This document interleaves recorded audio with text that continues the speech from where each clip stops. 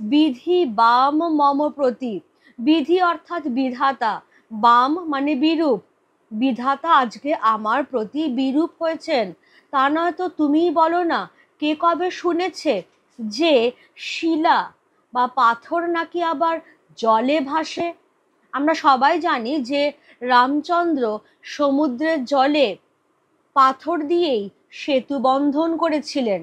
সেইটারই ইঙ্গিত দিচ্ছেন রাবণ, যে কে কবে শুনেছে পুত্র ভাসে শিলা জলে? কে কবে শুনেছে লোক মরি পুনঃ বাঁচে? তাহলে কেউ কোনোদিন শোনেনি যে পাথর নাকি আবার জলে ভাসে।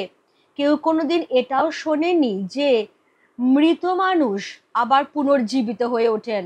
কিন্তু এখানে সেটাই হয়েছে, যে রামচন্দ্র তিনি শিলা জলে ভাসিয়েই সেতু বন্ধন করে স্বর্ণলঙ্কায় সসৈন্য উপস্থিত হয়েছেন।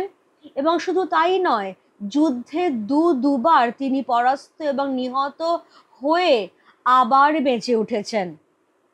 সেই জন্যেই রাবণ ভাবছেন যে বিধাতা আজকে তার প্রতি বিরূপ বলেই এই সমস্ত কিছু ঘটছে।